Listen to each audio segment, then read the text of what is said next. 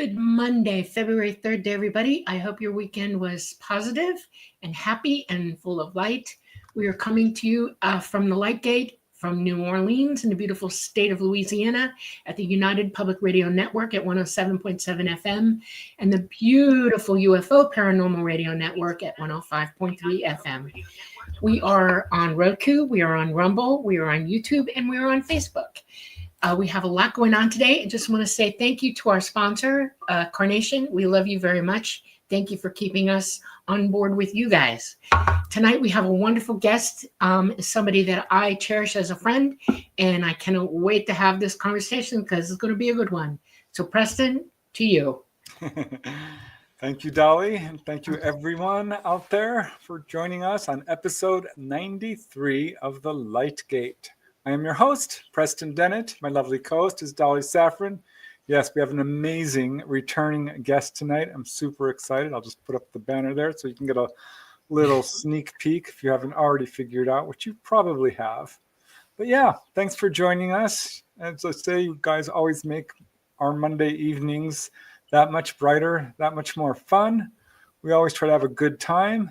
I'm really excited about today's guest. He's got some new developments in his life. We're going to cover some of the material that we probably covered a little bit, but it was well over a year ago. And I'm sure some of you guys haven't had the opportunity to hear about Rafael and his amazing experiences, but he does have a lot new to share as well. So we'll get right to that. Let me just say a quick hello to you guys because I love you so much. It's because of you guys, again, we do this show. And we're just having so much fun with it. So yeah, thank you so much for joining us. Let's see who we got here. We'll get through this fairly quickly. So I do want to get to our guest. We've got Renee Cruz, first in line.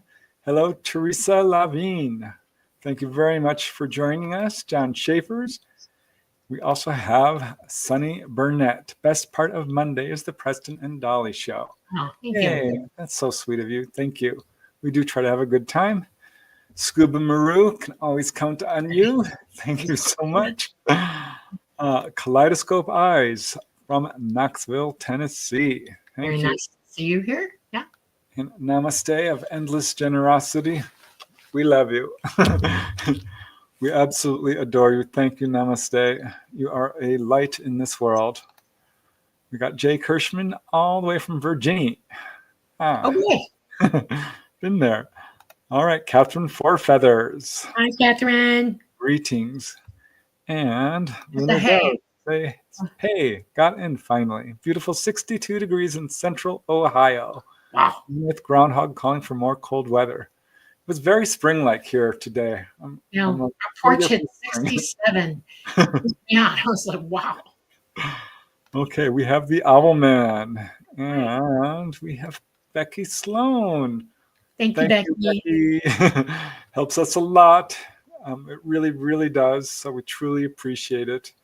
Any super chat donations are absolutely appreciated. So thank you very much, Becky. Scarlet Fire. Truth is like a lion. You don't have to defend it. Let it loose. It will defend itself. St. Augustine. I like that. Very cool. All right. Lions are beautiful too, as is the truth. Hi, Thirsty. Hello, Louise.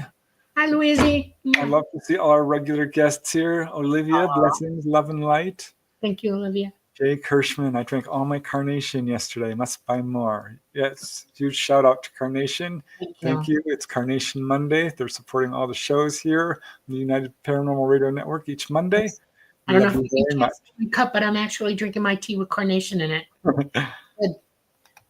We have Z Sun Dragon. We have Bambi Dudley all the way from Philly, and the Eagles Super Bowl team. Yes, it's going to be a good game. All right. Lunar Dove.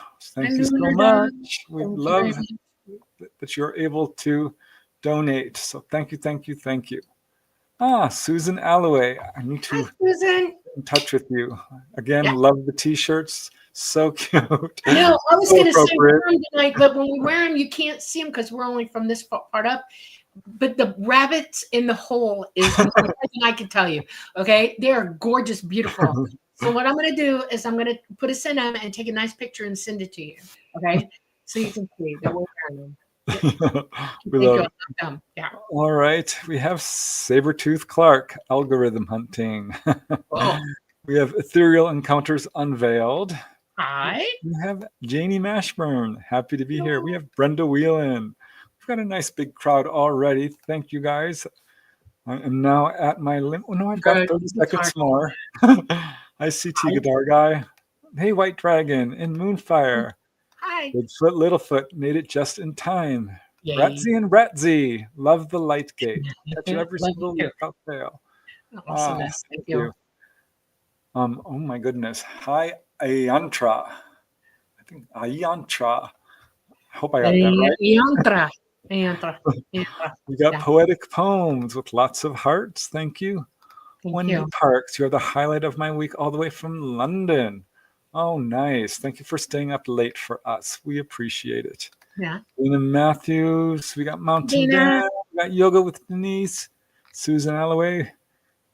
Yes. Team Jackrabbit. I love it. Pixel Kip, Michael Marash. Okay. Guys, we love you all. Thank you, thank you for joining us.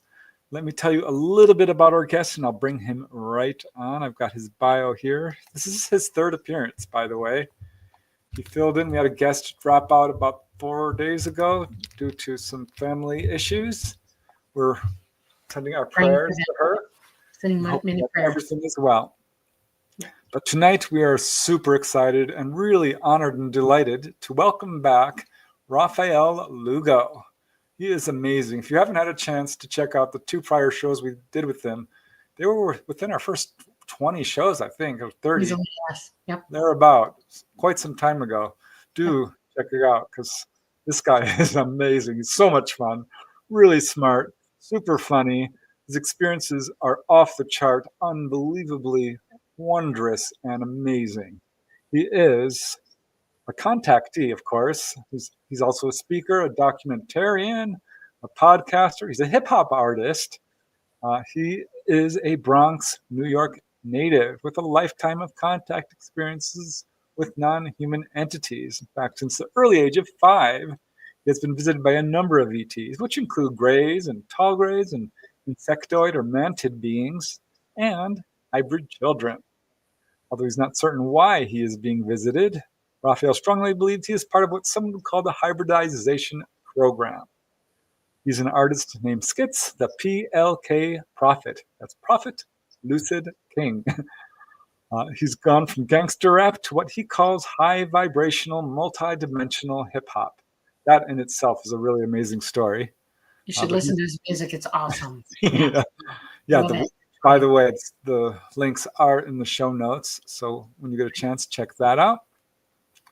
So Rafael's using his abilities to make positive music, and it's now his main medium of educating the masses about his contact with our family from the stars. I love that, family from the stars. It's exactly, I think, how we should be looking at it. Not as aliens or ETs even or others, but family, people like us. Rafael has been doing everything in his power to further educate the people in a more personal way. He had a podcast called the Hybrid Podcast, a Facebook group called CE5 ET Connection, calling all hybrids, and is currently, as far as I know, he can update us with this, in the stages of a mini documentary about his contact experiences. All of this is for a mission of sharing with others the truth about our star fam. And as Rafael Lugo says, and I quote, being a contactee can be lonely if one does not find their tribe. So start looking. And we've certainly found our tribe with Rafael. So here he is. Hi, Rafael. Welcome. Hello. I'm so happy to be here. So blessed. Thank you again for having me. I love everybody. All these cool comments just flooding the chat. I'm loving all the energy. Thank you so much for everybody. Yeah, thank you. And you guys, if you have questions, we love taking questions. Yes, absolutely. So please get them in early and you have a much better chance of getting them answered because we do try to go in order. And yeah, we will direct questions that are aimed towards our guest first, but all questions are welcome. Absolutely. All right, Rafael, I know a lot's been going on, but we got a big new audience. We've grown and grown and grown. Gosh, what are our numbers now, Dolly? 400,000? On the YouTube and the Tumblr and all, the internet ones, whether you can see us, we're at 400,000 now. But worldwide, it's even bigger than that. I mean, it's way out there. We are heard all over the world now. So it's amazing. Very cool. And it needs more. So guys, share. Not just this episode, but all episodes, right? Let's make it more, guys. Come on, we can do this together. There's a real movement going on in this field right now. It's growing. I can see it in all the social media groups, which are doubling in size with anything to do with UFOs. It's amazing to see. So it's an amazing time for the field, not only of UFOs, but consciousness and paranormal and enlightenment in general. So, Rafael, why don't we just start by, you introducing yourself a little bit in your journey, because there are some people here who haven't heard you before and certainly haven't heard about your story for over a year now. So a little refresher course would be lovely. So how did it all start for you? Definitely. Okay, for those that don't know, my name is Rafael Lugo. You can see right there. Skits the PLK is my artist name. You can find me anywhere you listen to your music. Just type in Skits the PLK, and whatever I have out there should be anywhere you listen to your music. I pretty much try to get it on all platforms so it can reach as many people as possible, right? So since the age of 5, as Preston said in the bio of mine, I've been what most people would call a contactee, an experiencer. I don't like to use the word abduction because I truly do feel that this is the common ground. This is something that if I haven't already agreed to, it's not to my knowledge 100%, but I'm pretty sure that beyond my knowledge, this was something that was agreed to for me to experience at this time. I've known that through all of the, research and all the time that I've spent in the space, but because my main reason to educate people is because how hard it was for me in the beginning before I understood what was actually happening to me. So just to give everybody a little refresher on me, right? My experiences started at the age of 5. I come from a highly religious background. My whole family still to this day is Jehovah's Witness. So whenever I would express to them what was happening to me in my earlier age, because of their lack of knowledge in the subject and their belief in their religion, it was always either a demonic force or a very powerful dream or something like that. It can never be what I was actually telling them. So the earliest memory that I've had with an experience like that would be about, I think, the age of 5 or 6, super young. I was always scared to sleep by myself. Never knew why before the age of 5, but obviously it's because of these experiences that I was having. So even though there was enough ample room in my home for me to have my own room, if I was alone, I wasn't sleeping. That was just the point blank. That's how it was. So my mother nicely, didn't want to do it, but since it was the only way I would sleep, would put a twin-size bed in her bedroom with my father. And that's pretty much how I would sleep. I would just be in my bed all the time in the same bedroom because I needed people around me, just terrified that something would happen. I remember one night I'm asleep, young. I'm in my parents' room in my twin-size bed. And I had this routine that I would always do. I can't tell you how I came up with this routine. I don't know how I came up with this method at all. But what I would do is if I was sleeping and I sensed that something was staring at me, I would tell myself mentally before I open my eyes, if you could wiggle your toes, you can run. If you can wiggle your toes, you can move your hands and fight whatever's in the room. So before I would open my eyes, when I sensed that intense, when you're at a restaurant, somebody staring at the back of your head, you can almost feel it. You turn around and show up. So in the middle of my sleep, I would have that feeling. And before I open my eyes, I go to wiggle my toes. And on this particular night, I could not move my toes. So I knew that when I opened my eyes, I was going to see something that I would consider to be terrifying at that time because of my lack of knowledge. And sure enough, when I opened my eyes, what I saw is what most people would call the traditional gray figure, right? Real big bulbous head, kind of teardroppy a little bit, big on top, smaller towards the chin, 2 holes where the ears should be. The nose was there, but it was really skinny and it didn't have nostrils, just kind of holes. And then the lips were also there, but it was a very small mouth and not so defined. The eyes were very big, almond shaped. So it wasn't like circular big eyes. They were like almost edged out a little bit, going angular up this way, like almonds. And the minute I saw this, I just got terrified. My first instinct was to scream for my mom, which was just sleeping. Like I can reach her with my hand if I was able to move my hand. She was so close. So I was trying to scream. I couldn't. I was in complete paralysis. All I could do is kind of just move my eyes around. And I was screaming like, no, no, like I couldn't really move my eyes. You couldn't really hear anything. And then instantly, in a voice that sounded like my exact voice, I heard from this entity, we're not trying to hurt you. Everything's going to be okay. A sense of calmness kind of went over me instantly when I heard that. And I kind of gazed towards the front door, which was like literally right in front where my feet was. The door opened up, and I can see another gray standing in the doorway, and another gray behind that gray in the hallway. So there was 3 of them all together. And I just remember just intensely staring into the eyes. And for those that haven't had this experience, super terrifying. I know now that it's their lack of body language. So since ETs are mostly telepathic, us humans, we take in a lot of information through body language on if this person is attacking me with fear, or if this person likes me. You could tell with a smile or a frown or eyebrows or whatever.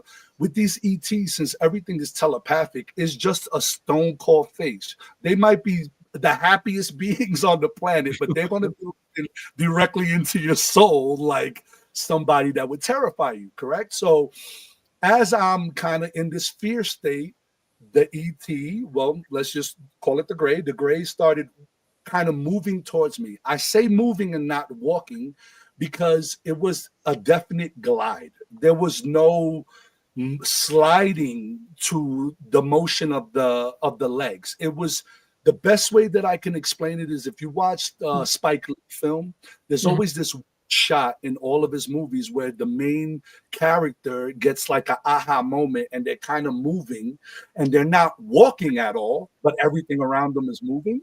It's kind of that feeling, the way it was moving towards me. And instantly, it almost went like in for an Eskimo kiss. It's like the eyes gazing, eyes gazing, eyes gazing. And it got so close to my face that if I was able to move and just lean up 3 inches, I could have kissed it on the lips. Okay. As it got that close to my face. And then as I'm gazing into the eyes, I could notice that there was almost like a black filament over where the eyes were, and it wasn't the eyeball that I was actually looking at, because there was something behind that blackness that was actually moving like an eye. I couldn't notice it until it was really close to me, but there was definitely movement behind that blackness, that darkness of that. So to me, I'm thinking maybe it's a shield for the lighting or something like that, or it could be technology that I don't know about. It's a lens. They can't handle any light at all. They don't. Okay, so they don't have the scope that we have in our eyes. Yeah. 100%. So that would make sense. And then right when it got there, I went completely black. And when I woke up, it was morning. It was almost like nothing happened. I tried to express this to my mother.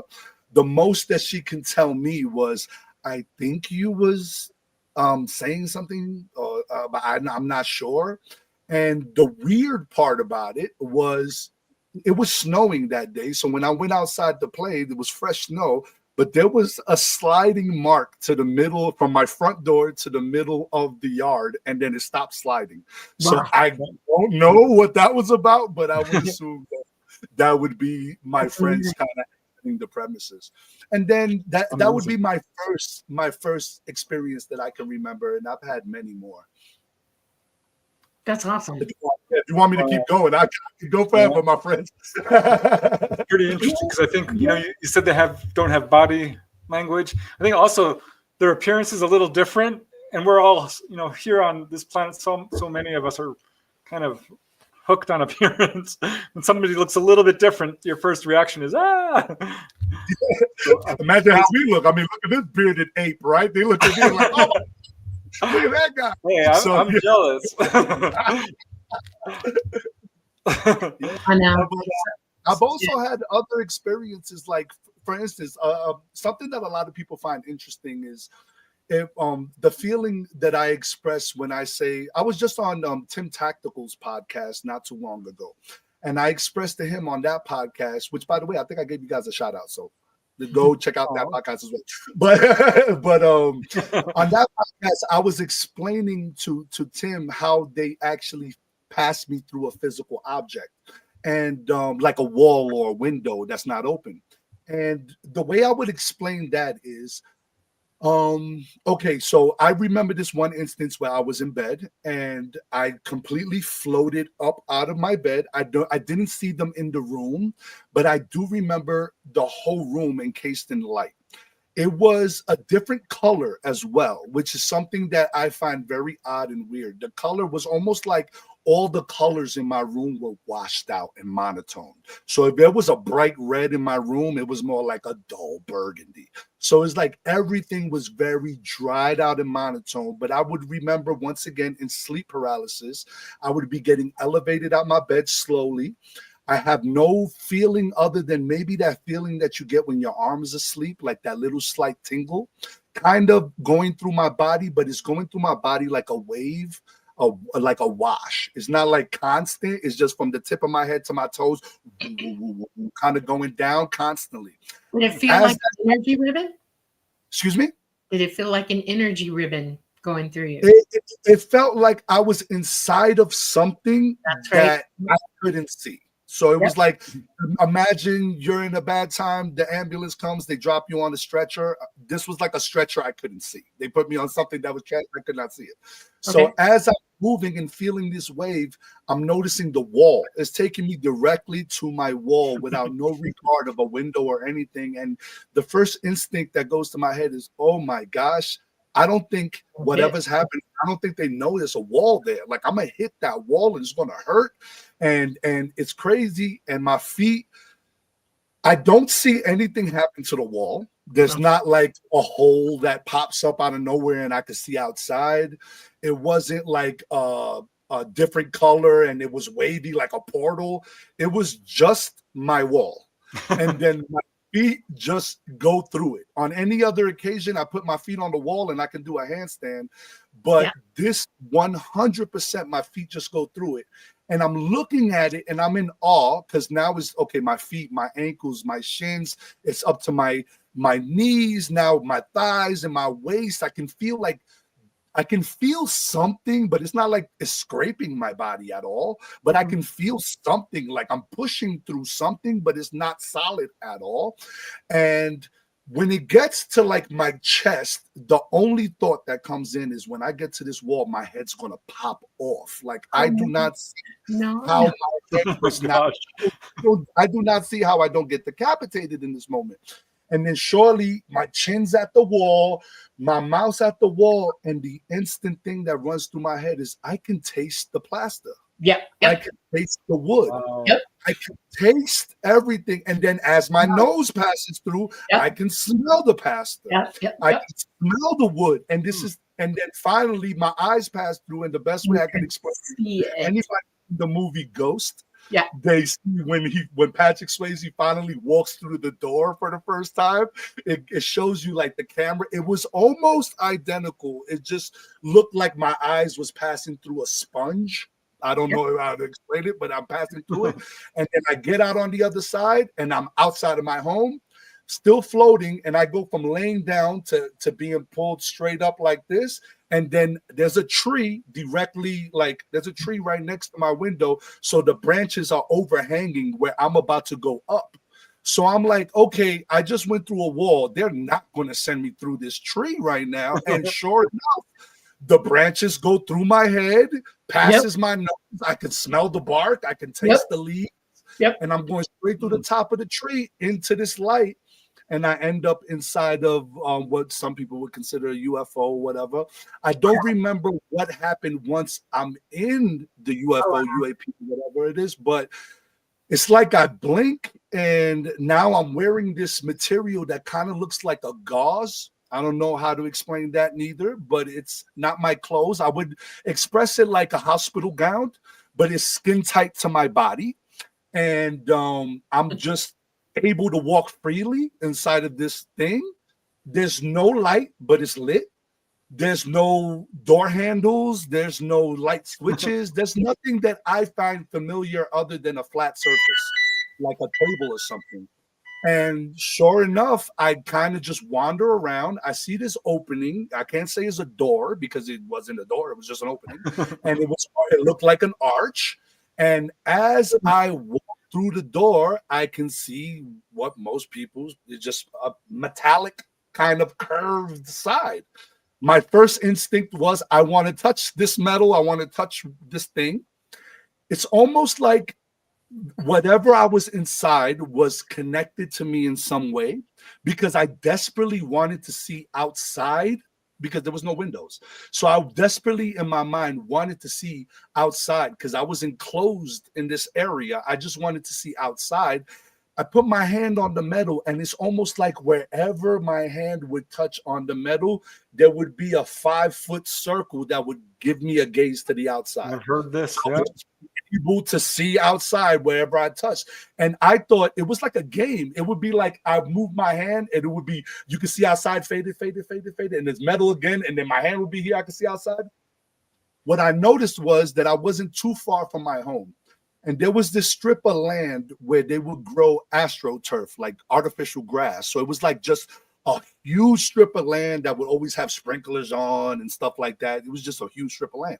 Couple of football fields. It was right next to my home. And I used to pass by there during the day and just look at that field and go, man, I don't know why I get this feeling like I've been there before. I don't understand. And this was before I had this certain experience. And then sure enough, as I'm passing my hands on the, I see the highway that I'm normally driving on from the perspective of being in the field. Now, and how old are you at this point? You're still a little kid, right? No, at this time, I'm probably early teens, early 20s, like late teens, early 20s. Yeah. All right. So this is that memory. And then sure enough, I'm in the field and I'm just floating in this field. And that's pretty much how I knew that feeling was connected, that feeling on the highway. That's how I felt it. So yeah, it was very, very weird feeling, but very cool at the same time and validating. So that was at this point, what's going on internally? Are you thinking, well, gosh, this is ET, or and how did this affect you in the course of your life? I mean, were you thinking of becoming as an adult? No, like, what do I want to do with my life? Did this have an impact on that? Yeah, no, I'll tell you exactly what happened. So in the beginning of on and off experiences that are like kind of fragmented in my mind as a child. And remember, I was always, every time I spoke of this, it was just negativity, it's demonic, it's not really happening to you. So all of my early teens and all of my years, I was battling with the fact that I'm just crazy and I'm hallucinating all this and it's not really happening to me. Around the time that I was going through the wall and I'm talking about that experience, I was kind of teetering on, well, it's obviously real. But why? Like, why is this happening? There was no why. I was just making music at the time. I didn't know that eventually I would be inspired to do what my life's purpose is now.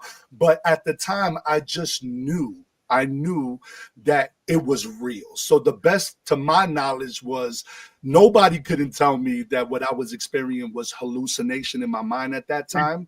But I also was too scared to tell anybody around me because it was always shunned in my group. So it was kind of like, I didn't know what. I have a question for you. Do you remember any conversations with them at all? Do you remember them asking you things? Huh? In my younger years or in my later years? You're a little bit older, yeah, as a teenager. Do you remember having conversations with them, with the Greys? So in my later years, so a conversation with the Greys wouldn't it was, to me, everything is very fragmented. I haven't been regressed yet, and I haven't really found the technique that allows me to go deep into my own memories and pull them out.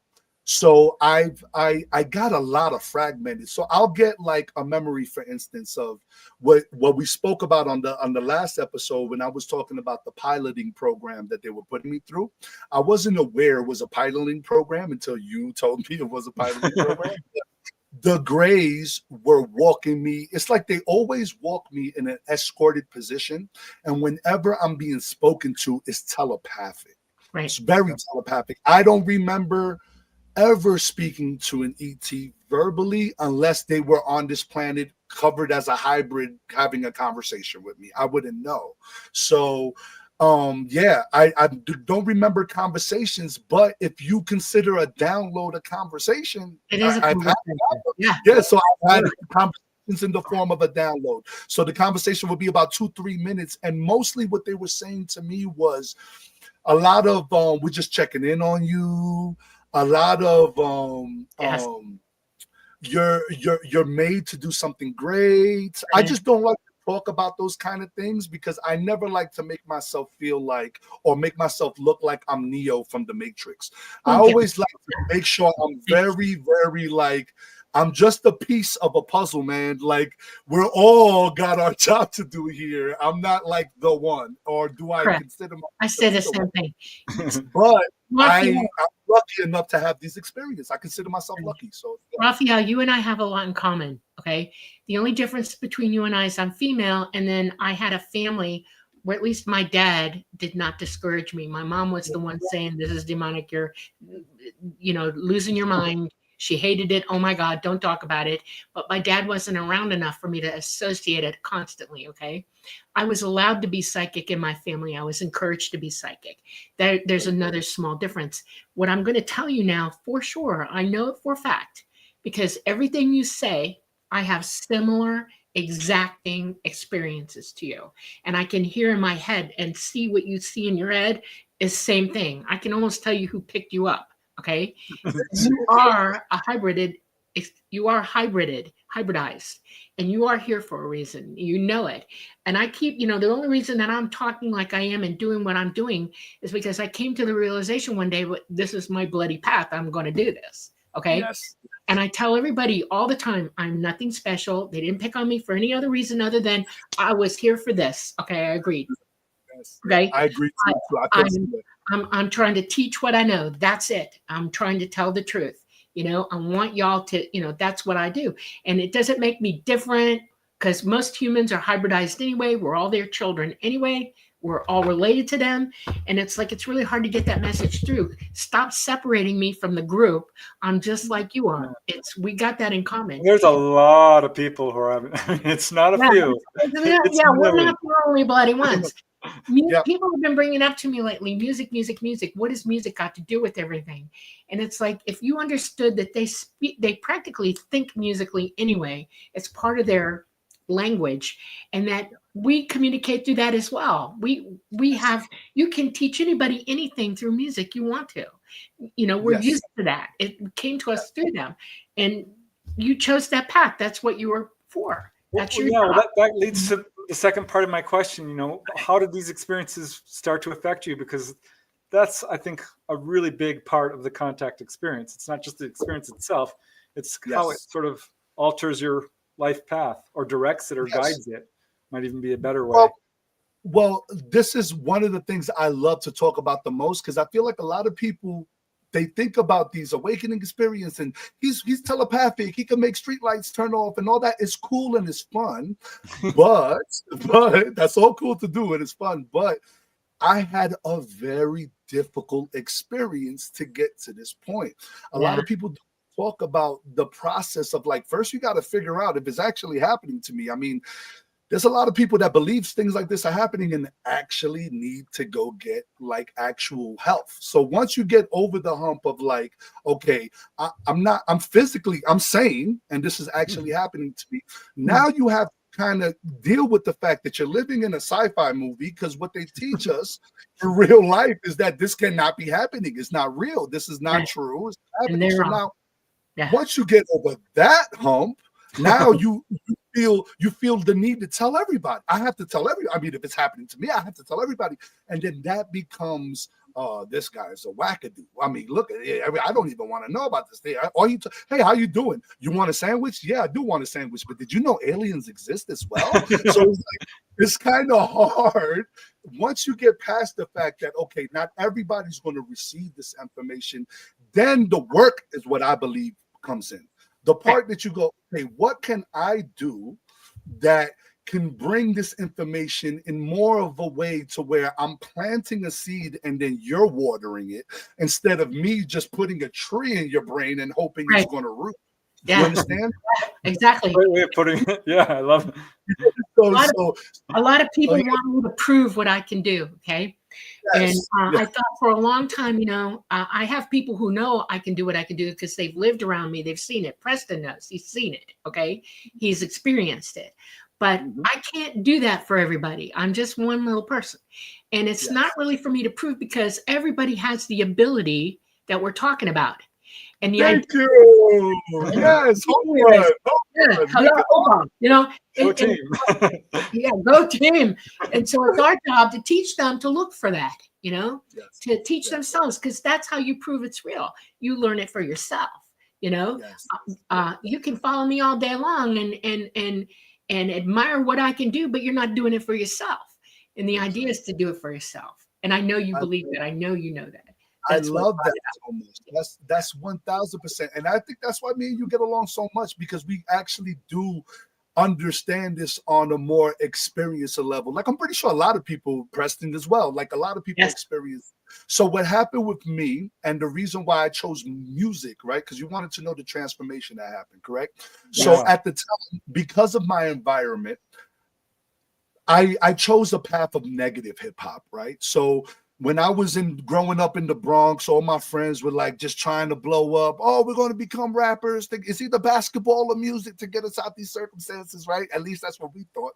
We didn't understand the power of the mind, meditation, manifestation, all these things that I learned in my later years. But at that time, I figured it was going to be hip hop. I found out that I was very good at putting words together. It was almost like I started understanding why the pieces of the puzzle started getting put together. Unfortunately, because of my environment, the people I chose to hang around with, my music wasn't doing anything of any positivity at all. So I got really skilled at making people want to beat each other up through my music. I got really skilled at making people want to do robberies through my music and buy weapons and go do alcohol and drugs, right? But wasn't really doing anything positive. So I'm in this stage at my life where I'm really good. I'm getting popularity. I got a rap crew. Everything's all right. But I'm also meditating without telling nobody. I'm also watching documentaries about UFOs and experiencers, and I'm reading books. And then in this moment of meditation, I'm starting to get really deep into meditation at this time. Maybe I've been practicing for about 3 months, 6 months at the time. So it was always before I did a song, light a candle, not to like do a ritual, but more to help me with my meditation, because I like to gaze on the right. You bring in the focus. Yeah. So I would light a candle in my booth, sit down, gaze on the flame to meditate. And on this particular day, I decided to meditate on my couch. So as I'm meditating on my couch, I get this feeling, like a bombarding feeling that somebody wants to talk to me. I don't see visually, but I get a feeling. I need to talk to you, buddy. And I'm like, okay. I open myself up to this feeling and I go, if you need to speak to me, you know what's going on. And I get this immediately.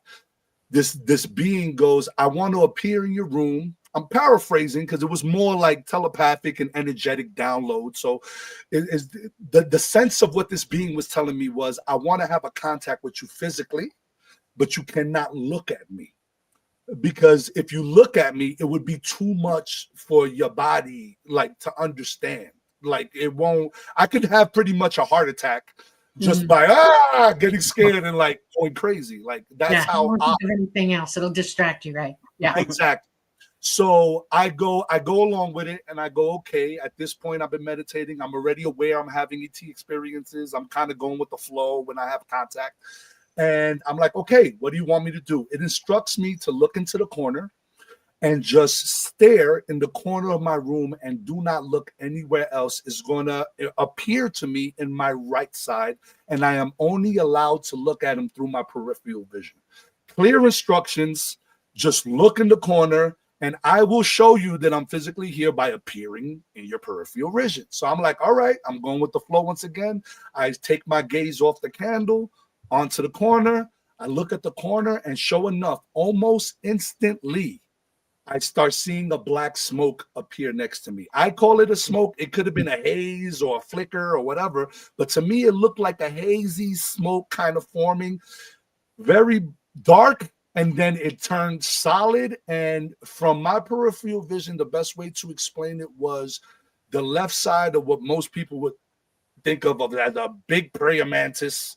Like it just had an ant's head, a skinny neck, like very like the side, like claw arm, like that. It had claw like clickers, and it just it looked. It saw fear instantly came in. It was like a level of fear and a level of like excitement. Like I really want to see this thing right now, and being telepathic and having a telepathic connection with an ET is kind of like you think it and they know before you get it out your mouth. Before you to your like to process the words, he instantly or she or the being instantly connects to me and says, if you turn your head right now, I'm just going to disappear. It's not going to happen. So just the thought of me going, I wanted so bad, just go like that and just take a peek. It instantly instructed me not to look. So I said, okay, so what do you look like if you don't want me to look like this? And if you don't want me to look, and I get a flash in my mind, it's like a white sheet of paper, and then there's this cockroach laying on his back, kind of flailing all his arms and moving around. And I'm like, yeah, I get this feeling of like, yuck. And then instantly, it says to me, yeah, if you know what you look like in your past life, you wouldn't be so judgy right now. And we both telepathically laughed. And it was like, I can feel this being like going from offended to like, dude, all right, you know what you look like though, you know? And we laughed about it. And then instantly, I'm like at ease. I'm telepathically laughing with this huge 8-foot like being of some sort of insect lineage, right? And I asked it for his name or her name, and instantly, once again, like a flash in my mind, I see this very long, just to give you an idea, maybe 26 letters long, and it had okay, instead of moralitas, the like symbols and everything. You know why I said Talata? Because his name is that long. You can't. So I shortened it. It knew I was confused when I saw it, and I was just like, "What? What?" And it responded to me, "Just call me O," because O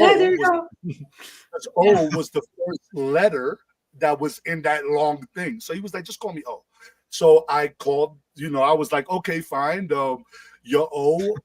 How do I know that I'm not having? How do I know I'm not having a nervous breakdown and this is actually happening to me? Like, how can you give me a sense of proof or confirmation? And then instantly, it says subquantum kinetics, and it's gone. Like, it's not even like it turns into haze again. It's not even like it poofs and disappears slowly. It's like I blink. It's no longer in my room. Transmission over. Okay. Yeah, I get this feeling in my heart. I have to run to the computer right now and just type in subquantum kinetics just to see what happens. And I cannot spell for anything. Like I will be the first one to tell you my spelling is not good at all. If it's more than 5 letters, I'm not getting it right, people.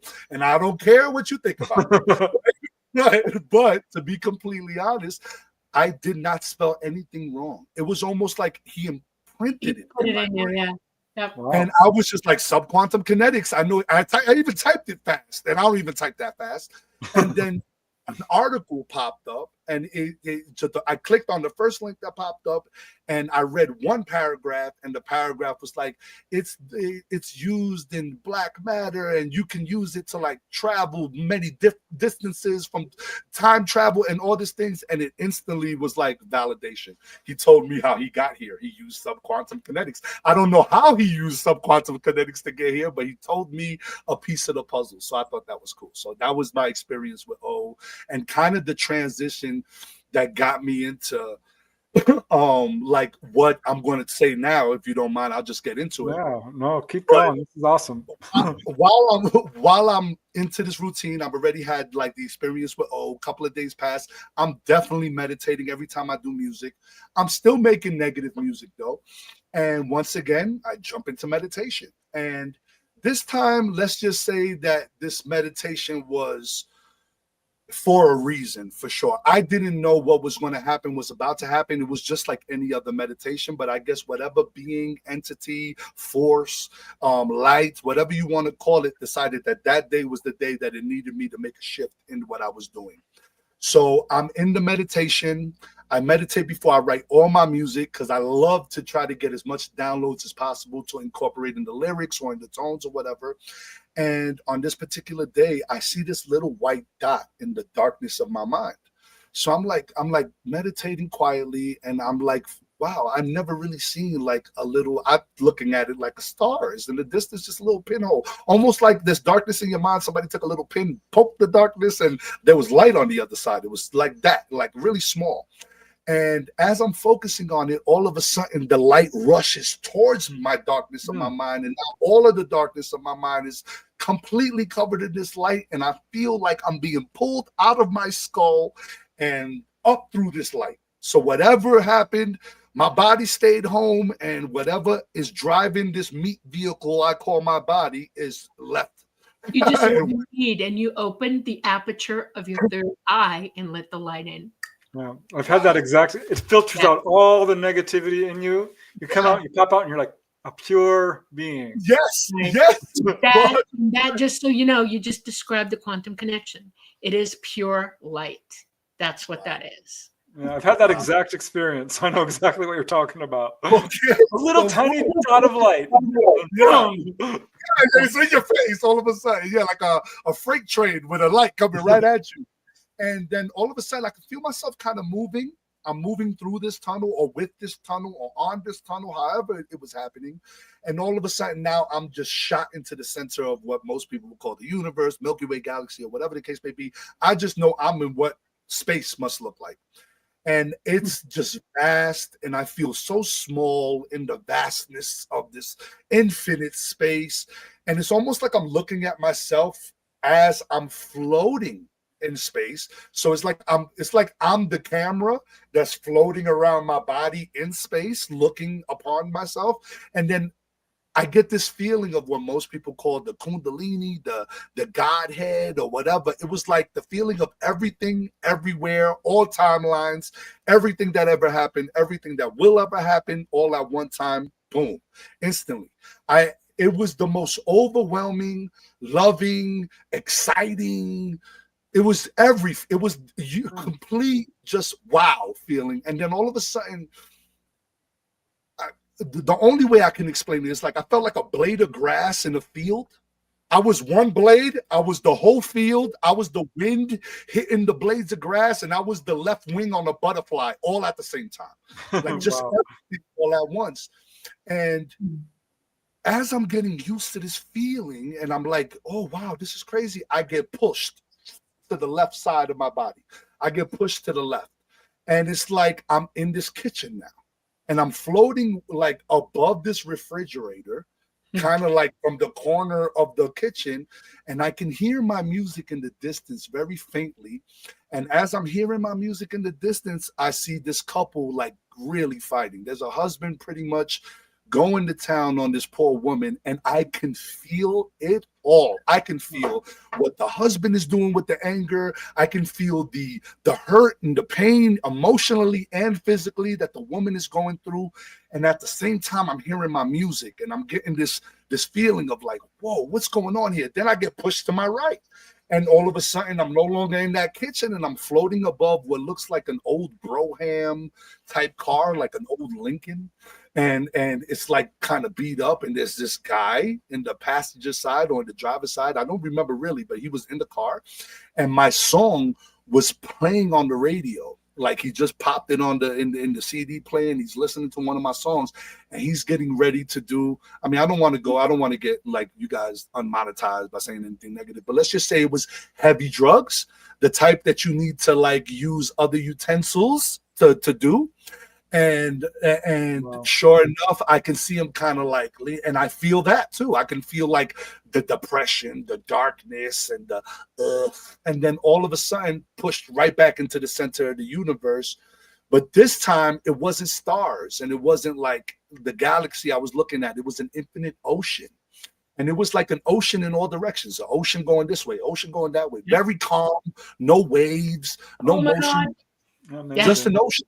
Yeah. Then I see a pebble fall directly in front of me. It hits the water. It causes a ripple effect. And then I get a flash of a tidal wave destroying a city, a whole city on the other side of this beach.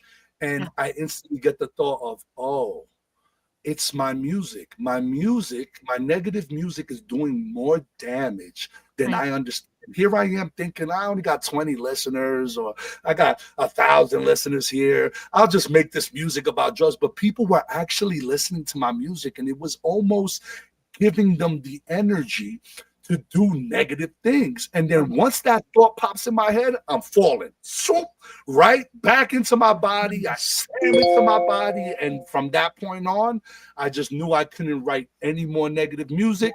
I couldn't even curse in my raps no more. And I say this as well.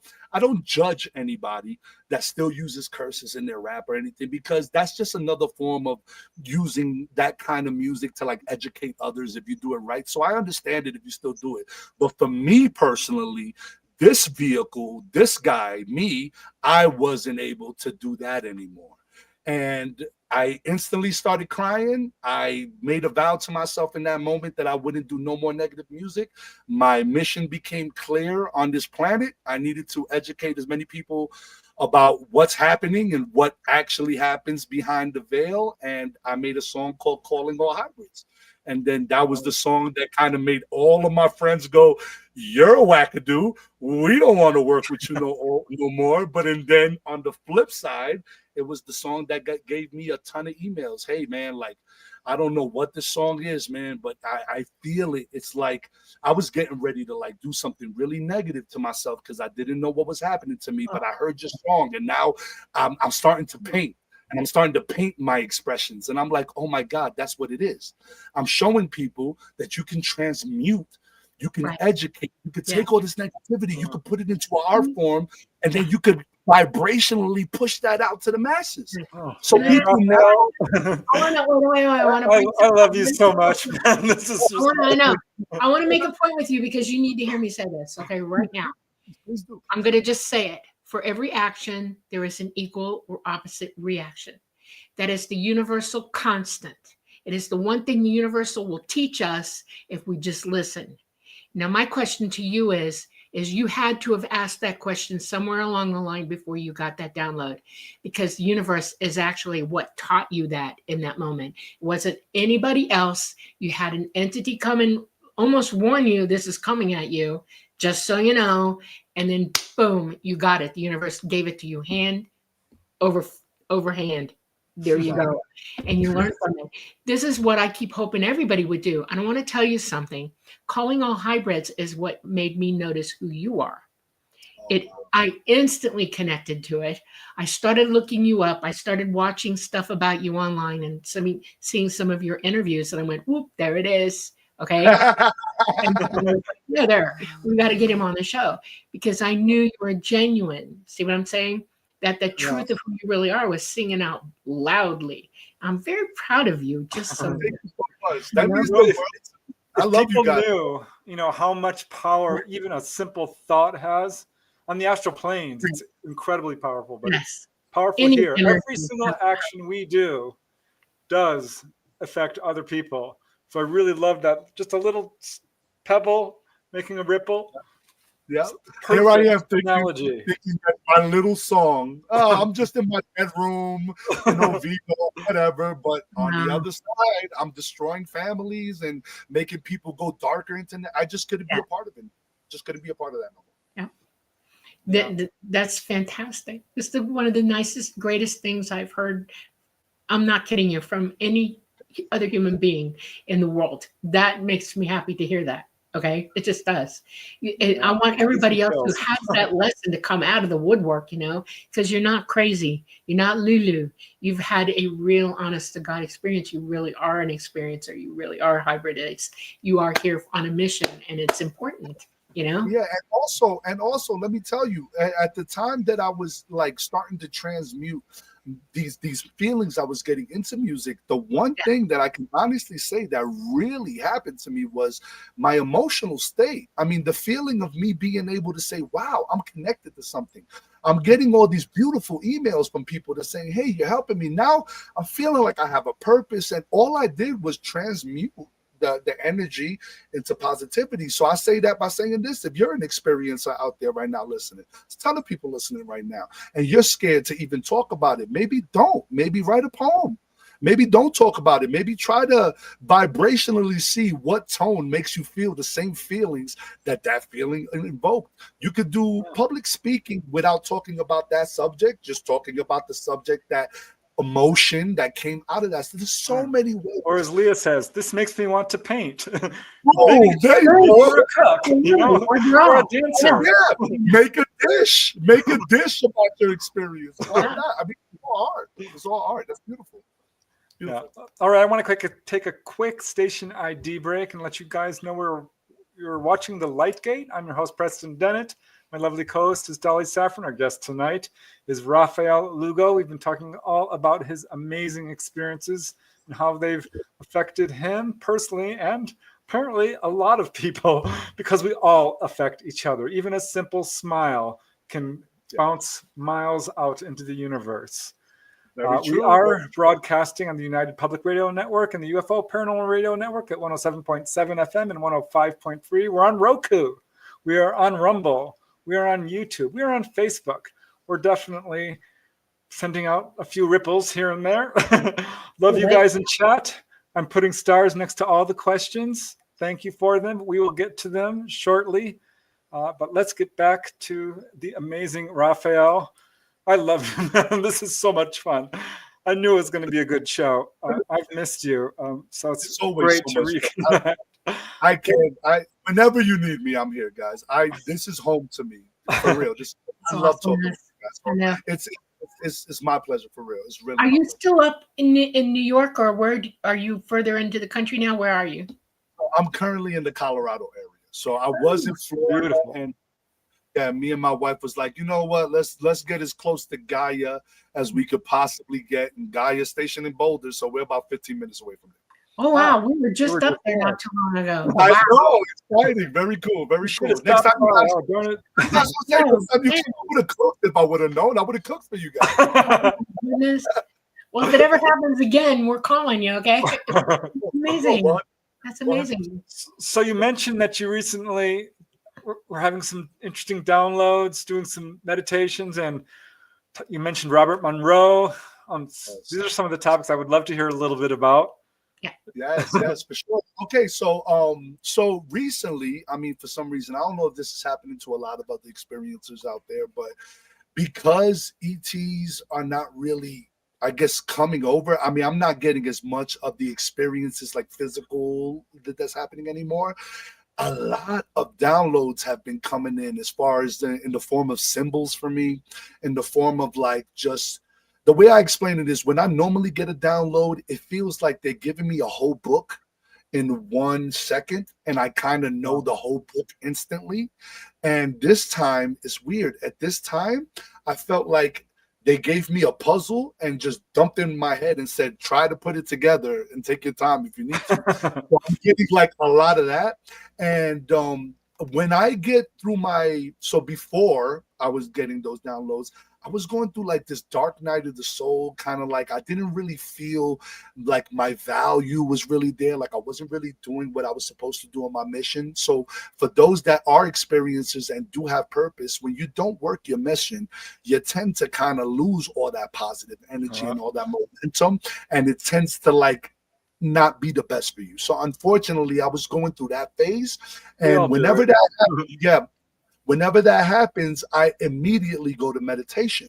So I noticed that I haven't meditated in a while. It's like when you're working out and you start seeing that, oh, I got my muscles and I don't need to like I used to, kind of one of those deals, right? You don't keep up with it. So it was a couple of months that I wasn't keeping up with my normal meditation routine. And I realized, whoa, I need to meditate because my mind is just really not doing what it's supposed to do. But I didn't want to just go on YouTube, or I didn't want to really make any music to meditate to because I wasn't really getting any downloads at the time. So I didn't know what tones to use or what to do. So I just went online, and the first thing I saw everybody was talking about on YouTube, I did the Monroe hemi-sync meditations, and oh my God, it changed me, and I was able to remote view better and lucid dream better. And I was like, you know what? If I'm going to start really relaunching my podcast, if I'm really going to start trying to give people a little bit more of this information that I know right now is really needed, I should really be working on me so that way I can give them the best information possible by experiencing the information, not just talking about it, right? Exactly. So I started doing the meditations. First meditation, very cool. Second meditation, very cool. I think I got to like past hemi-sync. Once I got past the hemi-sync and both of my sides of my brains was working together, it was, I don't know what happened, but it was like I was walking around my family and I could hear what they were saying with just emotion and feeling. I was able to I started seeing auras a lot easier. When I was looking at people, I could sense light around them in a certain way. Remote viewing became like almost like child's play. It became so easy. It was laughable for me. And lucid dreaming was almost instant. Like anytime I have a dream right now, it's almost like I just look at my hands and I'm like, dude, I'm in a dream, and I just fly away. It's almost, it's nuts. Like what's been happening. So yeah, Mike's, I'm only on the 5th, or I think I'm about to be in the sleep one because there's like 31 audios. So I think I'm on like 5. But let me just say, for anybody that can find that, as a matter of fact, I have a copy. If you need me to send Preston a copy, you guys want to pass it, I'll be more than happy to give you the copy to pass around because I have a copy. So if anybody wants to get it, don't spend $300. I'll just give it to you. And for sure, it's oh yeah, my bad. You know, I mean, spend the $300. I don't want to give it to you. And anyway, long story short, it's really been helping with I don't want to call it depression. I just like to call it the shift in my emotional state. It's really been helping with that negative shift, bringing it back into a positive shift. So for anybody that might be listening, experiencer or not experiencer, I would highly recommend the Monroe Institute to go get those meditations. I mean, they haven't done anything but positive, and it's definitely awakened something inside of me that made me a little bit more like, you know, Professor X from the Mutant. Makes me feel a little cool. So powerful. You know, if people knew, they would all meditate. Yeah, for sure. I also love the fact that this has moved out in your family as well, because now your children and you share all this together, and that you work together on all these things. And that's absolutely, you know, I try to tell people, don't just do this on your own. Incorporate your family into this. It's important, you know. Let them learn right along with you, and it's a fantastic way to experience your abilities and experience what's real and what's really out there for you to understand. It's awesome. 100%. The way I look at it is like this. I truly found value when I understood the capabilities that all humans have. When I understood that this is something we can all do, and I feel like I do it at a level of almost 10 to 20% of what we're actually capable of doing. So if you think it's cool to turn off a street light or like, you know, do a little telepathic or remote viewing, that's cool.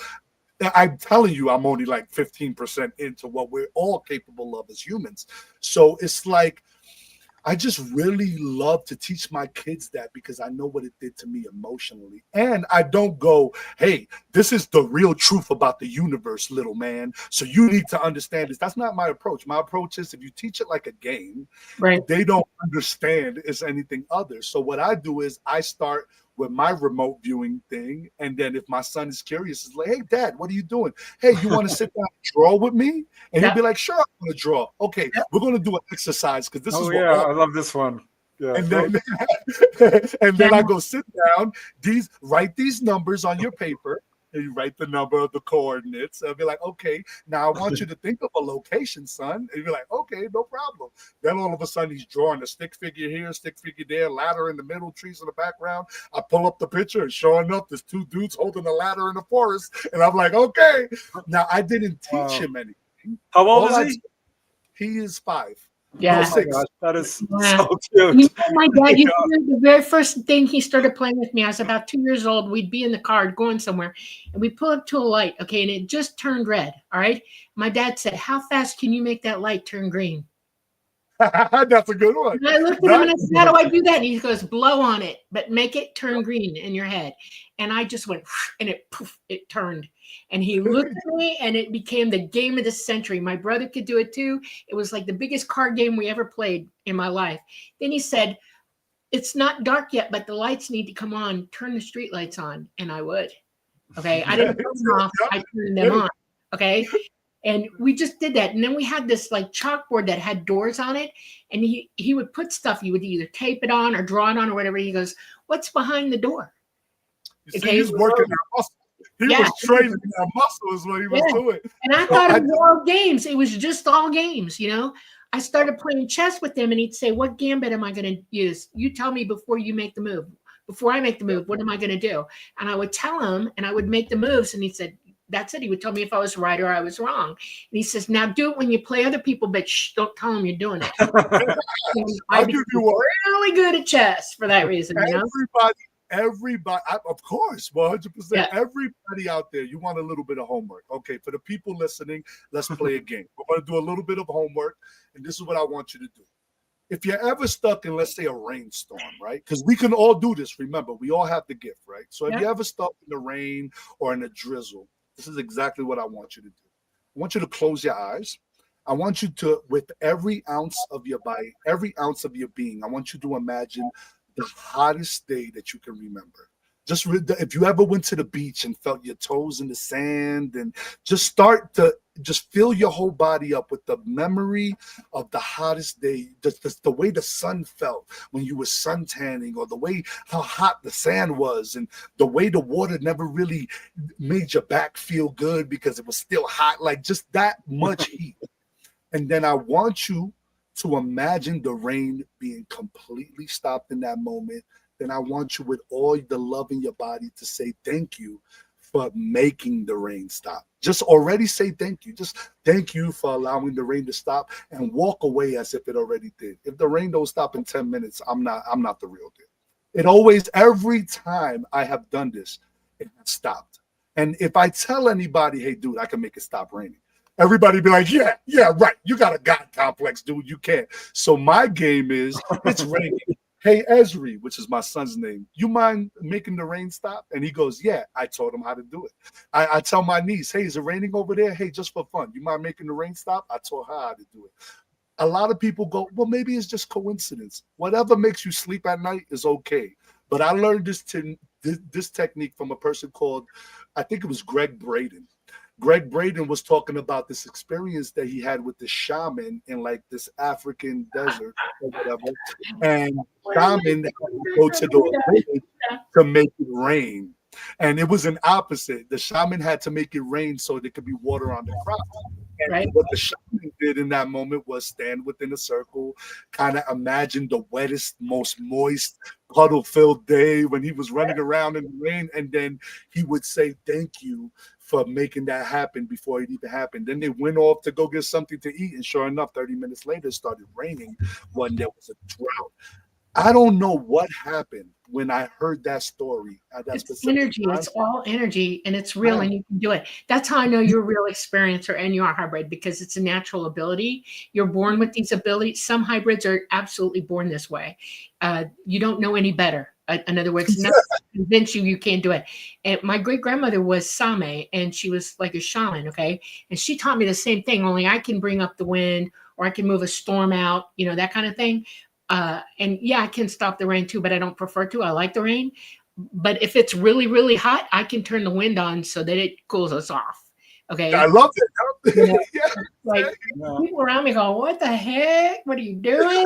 Like, it looks scary, but you can see little kids not all over the world. We're just time. working on this whole area that we're in, and you can affect the energy in that area, and you can make a change. That's right. Yeah, there was a guy, Ted Owens, who got really famous for being able to affect the weather. And if you go, I read Butler's Lives of the Saints, which is all about the history of the saints. And they had these abilities so strongly. They could control weather, they could control wild animals, walk on water, immunity to fire, superhuman strength, levitation, reading people's minds. This is how we're supposed to be. We're supposed to be walking in this, ability. And we can absolutely do this. I think the only real obstacles are skepticism, laziness, fear, all of these things. Just for believing you can do it. You talk yourself out of it too. It's ridiculous. Well, the whole point is too, it's almost like when you do a CE5, right? Let's just talk about the correlations to like how your belief affects things, right? So if you were to do a CE5 and just have a little bit of fear, I'm talking about a grain of sand worth of fear. Some of these beings are so beautiful and so loving. They don't want to scare you 2%. So they just won't show up. So it's like when you really want to have these experiences, or if you really want to affect, let's say, the weather, make something move with your hand, or whatever it is, if it's a belief that has to be within you that's so unshakable that it confuses whatever algorithm we're living, whatever simulation, whatever we call this reality we're living in. When your belief is so strong, it confuses the rules of the game. And you're able to kind of like insert a cheat code into reality, and then weird strangeness starts happening. But that the minute you have the ego pop in to say, well, how can you really be telepathic? You're really talking to yourself. Then the signal shuts off and it's a wrap, and you can't do it no more, because the universe or your body will always give you exactly what you want. So if you think in your head is not what it is, it won't be what it is. It shut down that radio. The power of consciousness. Yep.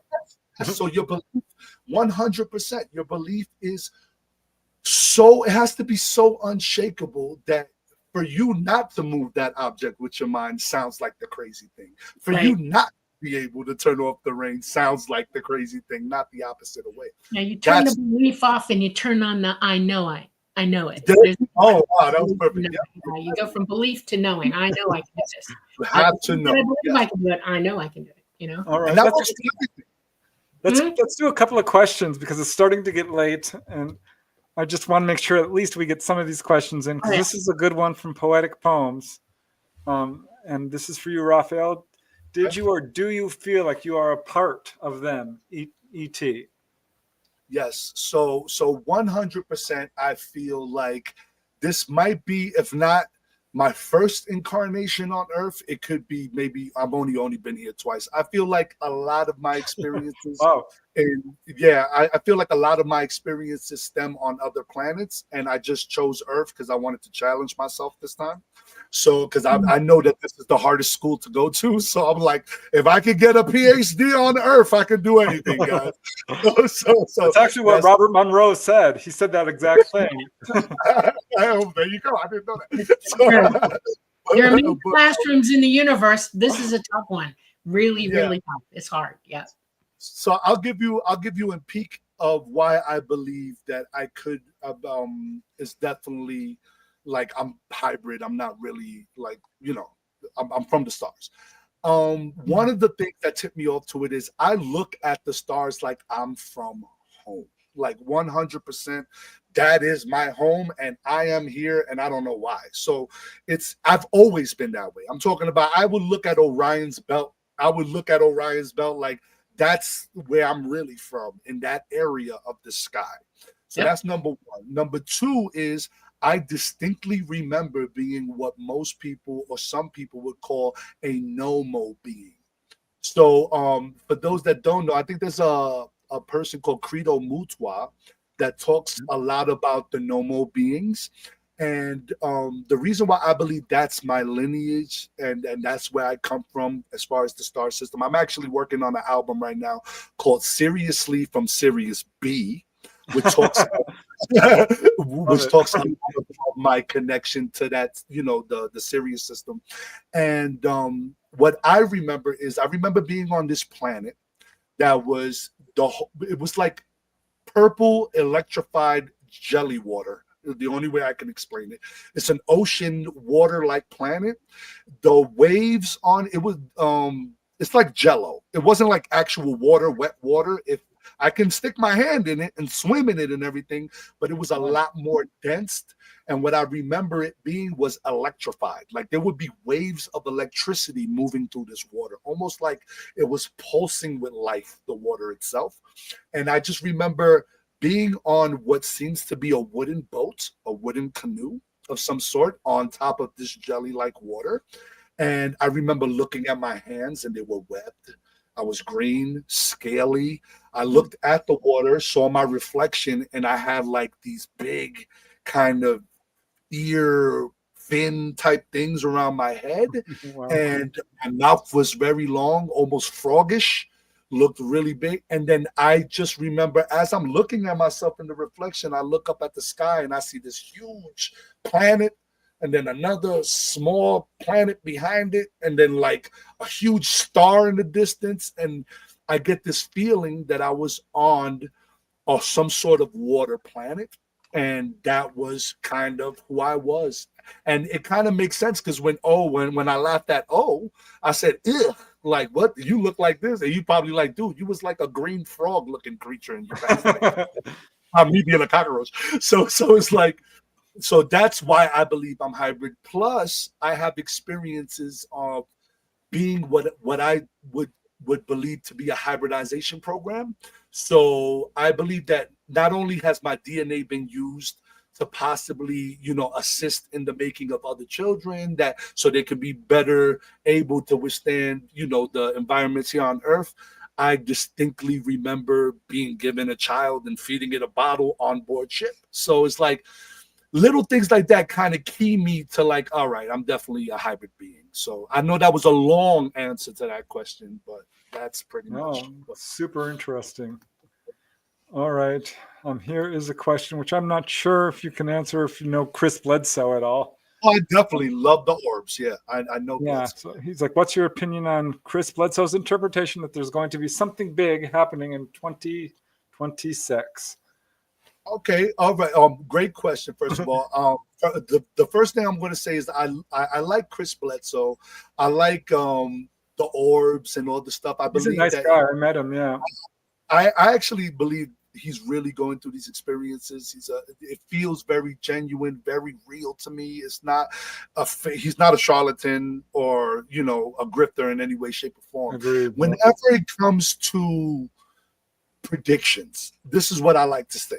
Right. So I don't discredit anybody's predictions because we've had a person called Nostradamus before that was able to predict a lot of things. Right. So I don't discredit people that might, have predictions of the future. But I also believe that we can affect timeline. So if there's something that's supposed to be happening in 2026, the very fact that that thing is happening could actually affect that thing not happening in 2026. So the way I look at predictions is more like,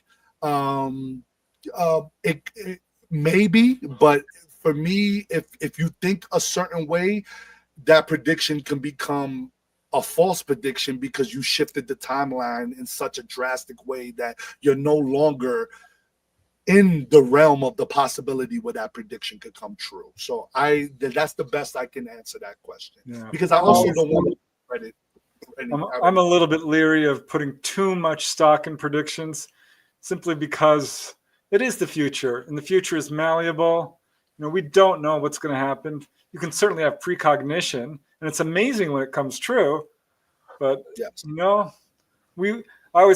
we'll see. I mean, yeah. We gotta wait till 2026 anyway, so we'll see. And I'm sure it'll be amazing whatever happens, because it's an amazing thing just to be a part of this universe. I want to say something. The humans can imagine anything, and I don't mean that in a wrong kind of a way. I just mean that they will come out with their understanding of what they're feeling about something. And we can affect each other this way tremendously. Like you said, if somebody says this is going to happen in 2026 and everybody's against it, it can bloody well stop that from happening. That can't happen. For reaction, there's an equal or opposite reaction. But there is an input of reality in the third dimension where we're living in the heart of school, as a matter of fact, in this dimension, where the physicality of our situations are set. The universe is hardwired in the third dimension to do what it's going to do. And you can't stop nature in the third dimension. It is going to do what it's going to do. And understanding what nature is the most important thing that we could probably accomplish as a race here, is to understand how we affect nature and what nature is also bigger than us, because it's not just our planet, it's our solar system, it's our galaxy, it's our universe, and everything affects everything within the parameters of all of that in the third dimension. We have lots of clues on this planet of something that is coming, and everybody feels that, and they're interpreting it from their different perspectives. Okay, so if you're really religious, you're going to think that Jesus is coming. If you're not really religious, you're wondering, well, what the heck's going on? And everybody's trying to figure it out. It helps to teach yourself all that you need to know about what is going on for real. So there's hard facts, scientific facts that everybody needs to pay attention to.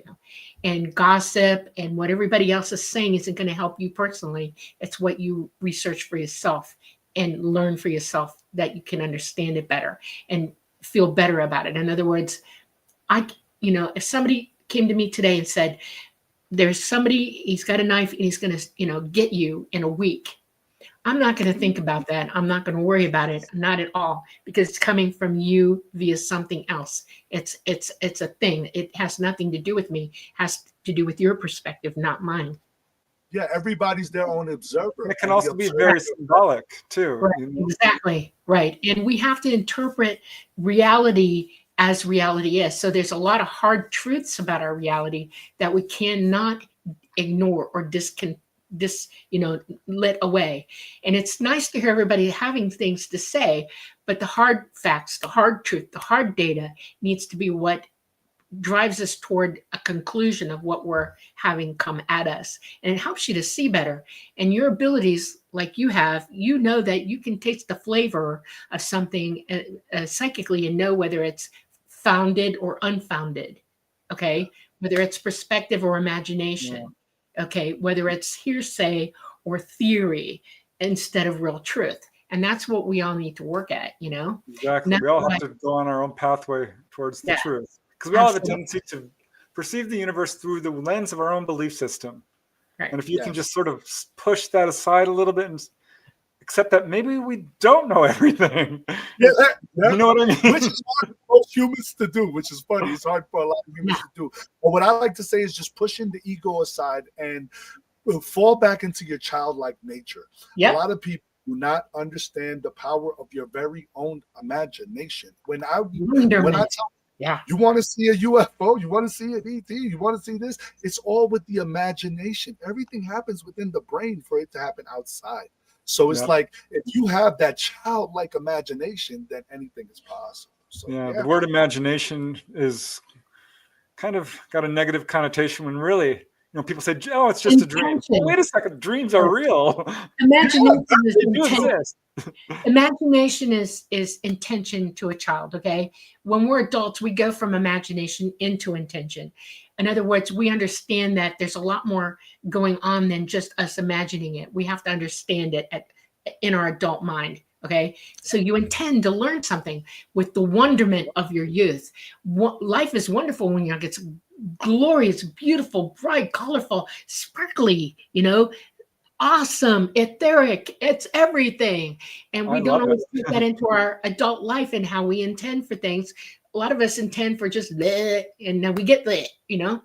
Open your mind up to the wonderment of everything around you, like a child. It's like, oh, look, and then, but with intention, figure it out. That's what your job is as an adult. Pretension is kind of the precursor of intention. Pretension is sort of intention. That's right. There you go. You know what I mean? And your excitement is the barometer of the thing that you love the most. So whenever something makes you excited, that feeling of excitement, that's your barometer to go in that direction. So it's like, you want to know what your compass is. You're a compass, man. I mean, we are electromagnetic beings. I think the sun is electric, the earth is magnetic, and we are electromagnetic. So if you ground yourself, that's right. We're in circle with the sun. That's right. That's why grounding is so important. If it's warm outside, walk out with your bare feet, touch the earth. Okay, you guys must be psychic because I'm clicking on this question, which is about this. Moonfire. Thanks, Moonfire. This is a good one. I have a question for our guest. Is one of the side effects of this contact having too much electricity in your body? Like you absorb it instead of dispersing it. So you get shocked on every bit of whatever you touch, I guess. So let's talk a little bit about how crazy the electricity happens to be in my home. So what I found is I have this friend of mine. I haven't spoken to her in a while. I need to catch up with her. Miss Denise Stoner. So when I was going through my awakening, when I was going through my awakening process, I called a psychiatrist first to make sure I wasn't crazy. And that psychiatrist worked with experiencers. And that psychiatrist sent my story to Denise Stoner. Oh, wow. Long story short, Miss Denise Stoner and Terry Lynch ended up in my house to speak to me directly because of the experiences that I was having. When Denise came over to my house, I remember that I forgot where I was trying to go with this. You mind electricity? Oh, okay. Boom, boom, boom. When she came over to my house, the first thing she did was bring like an electromagnetic energy or whatever. Right. And she put batteries in it. She put it on my table and she goes, move the needle. And I go, what?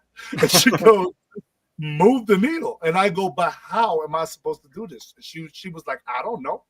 I can't tell you how to do it. Just move the needle. So everything in my body just looked at the needle. I put my hand close to it and I just asked it to move. And sure enough, it went all the way up. And she was like, mm-hmm. And she started writing. So like, what? Then I tried to do it again, but it didn't work. So she checked and it ended up that the batteries were drained. That one thing I did. There you go. Yeah. I like that everything. Yep. She opened up another pack. Miss Terry Lynch opened up another pack, put fresh batteries in the thing, put it down again, and went up. So I was like, okay. She was like, when you walk under street lights, do they tend to flicker or turn off? And I never noticed, but that night I was like, I don't really know. I think so. What? I didn't think about it. So that night I went to go walk my dog, and sure enough, I would walk on the street lights and they would like flicker a little bit or shut off completely. And I was like, what is it with this what is it that I'm affecting the electricity? Then I used to tell people, I didn't tell this to her, but I used to tell people, I don't know about you, but when I move my hands, I can feel the solid in the air. Yeah. So if I put my hands this close, I can already feel my hand. I don't know how that makes sense, but I can already feel the resistance between my hand. Yeah. I don't understand how other people don't hear it. If I open my fingers wide like this and I move, I feel like I'm moving through an ocean, like water. So to me, I don't know what it is with my hand, but it's your hand, it's your whole energy field. We all have an energy field, okay? All of us. That's why you can see auras, because you're psychic enough to see the energy field around people, okay? And your energy field, the more psychic ability you're using, the more depth you are with it, the higher the field, okay? I do the same thing. I have to have my phone plugged in constantly because I drain the battery every time I touch it. Yep, same. I mean, in less than 30 minutes, boom, gone. Okay. In every light in every room in my house, I have 2 light bulbs out in every room. And if I replace them tomorrow, 3 days, they'll be out. It doesn't matter. It's just, I affect electricity. So yeah, yes. we have LED lights. It's supposed to last for a year. We don't last 3 months with them. They go Yeah, at all. Yeah, yes. it's like, This oh, is damn, very you know? common among experiencers. Yeah. They don't really wear watches usually because No, no watches. See, no watches, nothing. This one doesn't have any. It's just it moves by motion. Okay. It doesn't have any battery. Every watch I have that has a battery on it, it does not work. You know, you might try doing some healing, Rafael, just for fun, because it sounds like you would be good at it. Yeah. Well, let me just go ahead and say it. So my son gets sick all the time. And I have this crystal that I keep on the windowsill to constantly charge it up in the sun. I'm not a person that knows a lot about crystals or quartz or this and that. I just know that a crystal helped a dog one day when I was healing it. So I'll tell you what I do with my son, but I'll tell you the experience that I had with the dog. I had this dog named Sophie, beautiful little, dog. At one point, her leg got so matted where she was that it ate away at the meat at her leg, and it got to the point where they had to almost amputate her leg. So I felt so bad for this dog when I took it to the vet that I was just like, I don't know what I have to do, but I was crying. All of my body, it's like the dog was preparing to die. It would go into my closet and just sit in a corner, and it was like preparing itself to pass. And I can feel all of this energy coming from the dog. So I don't know what in my body said to do it, but I knew that I had to try something. So I pick up this crystal, and it has a point. It has a point on the bottom. It kind of looks a little like this crystal I have right here, but it was complete quartz.